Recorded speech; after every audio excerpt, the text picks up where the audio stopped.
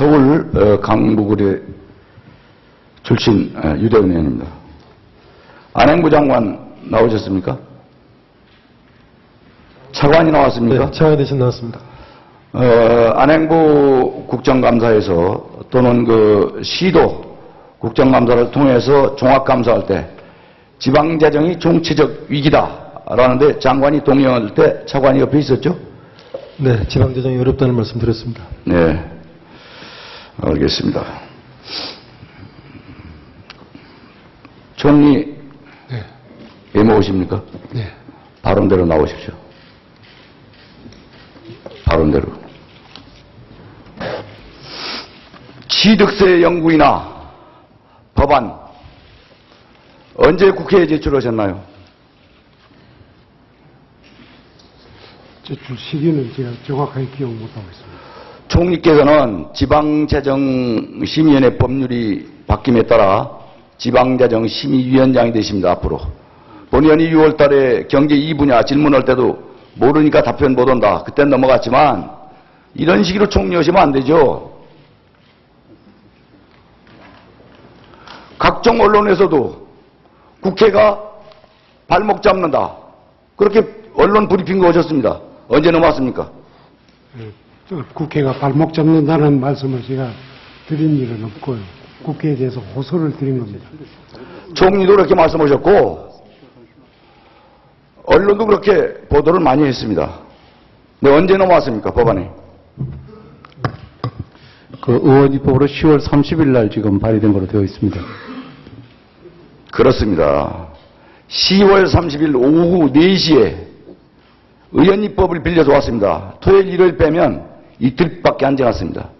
이렇게 놓고 국회가 마칠 법률을 발목 잡아서 경제 발전에 안 된다는 둥 이렇게 얘기하면 안 되죠. 다시 말씀드립니다만 국회가 발목 잡는다는 얘기를 한 일은 없고 호소를 드린 건데 그런 언론에서 그런 보도가 된 데 대해서는 죄송하게 생각합니다. 총리가 그런 충분한 취지의 얘기를 하셨고 언론이 그걸 받은 겁니다. 근데 불과 취득세 법률안이 정부 입법도 아니고 의원 입법을 통해서 이틀 전에 일요일 토요일 빼면 와 있습니다. 이래놓고 또 소급 적용 얘기가 나왔어요. 8월 28일 정책 발표할 때. 이 도대체 정책이 뭡니까? 답변해 보세요. 뭐 여러 가지 오해가 있었다면 죄송하게 생각하고. 아니 오해가 아니라 국민을 속이고 국회를 속이고 더군다나 소비자를 불안하게 만드는 그런 정부 정책이 어떻게 존재할 수 있습니까? 답변하세요. 압박했다는 말씀은 오해이시고 그 분명히 담화문에서도 말씀드렸습니다만 호소드린다고 그렇게 말씀드렸습니다. 압박은 안 하고 눌렀습니까 그럼? 호소드린다는 말씀이었습니다. 압박은 안 하고 엎어 눌렀다 그 얘기인가요? 그렇게 들어도 되나요? 아니 호소드린다고 분명히 그렇게 말씀드렸습니다. 자, 그 자리에 서시고요. 부총리 답변하세요. 예. 그 지방재정이 아주 매우 심각합니다. 심각한 이유 중에 하나는 영유아 보육, 무상급식, 이제 7월 1일부터 확대 실시하는 기초노령금이 있습니다. 여기에 이제 정부가 법을 만들어 놓고 지방재정에 대한 중앙정부가 책임지지 못하는 이유로 인해서 아주 압박되죠. 근데 방금 첫 번에 질의하신 우리 인천의 박상원 의원님 답변에 지방재정이 5조를 들여보낸다. 그중에 1조 6천억 정도가 지금 바로 박상원 의원님께서 말씀하신 부분에 쓰여질 예정이다. 어떻게 쓰여지는지 답변 한번 해보세요. 우선 그 5조의 그런 그 내용에 대해서 좀 우선 말씀을 드리면요. 기본적으로 이 취득세 감소라든지 이런 것은 전액 보존하는 그런 방식으로 해서 2조 4천억 정도가 취득세 보존은 전액 보존을 하게 돼 있고요. 물론 영유아 보육에 당초 그 지방에서 요구한 대로 그 보조율을 20% 올리면 좋겠지만 여러 가지 또 정부의 사정이 있기 때문에 거기서 한 10% 정도 이번에 상승하게 됐습니다. 그래서 그런 것을 제외하면 대개 한 1조 5천 정도의 그런 그 추가적인 그러한 그 지원에 대한 보완이 되지 않겠냐 저희는 그렇게 보고요. 또 하나 중요한 것은 이번에 그 지방 소비세를 그 부분을 부가세 그 보조 지방에 대한 지원 부분을 올렸기 때문에 그 소비세는 그 경기라든지 이런 데서 세수에 대한 그 상승이 상당히 경기에 좀 더 민감하기 때문에 그런 면에서 지방이 좀 더 또 혜택을 볼 수 있지 않는 점. 또 하나는 그 뭐 중간 그 의원님이 너무 잘 아시지만 그 지방 소득세 개편을 하면도 어떻게 보면 지방 지원을 좀 더 좀 충실하게 할 수 있는 물론 충분하지는 않지만 그런 것을 감안할 때 저희는 어느 정도의 그런 지방의 수요를 다소 충족할 수 있다 이런 취지에서 말씀드린 것입니다. 제가 듣기엔 전부 거짓말로 들리네요. 자, 따져봅시다. 5조 원 중에 취득세 보전 금액이 2조 4천억입니다. 그렇습니다. 예. 그러면 5조에서 2조 6천 남죠? 6천억은? 그죠? 그렇습니다. 예. 그리고 여기에 성장 동력 등 이 소급해달라고 또 왔어요. 소급. 소급비가 7,800억 원으로 추계됩니다, 지금. 돈이 없어요. 그 지금 만약에 잠깐만요. 이제, 예. 두 번째는 지방소비세 운운하시는데 지방소비세가 올린 겁니까?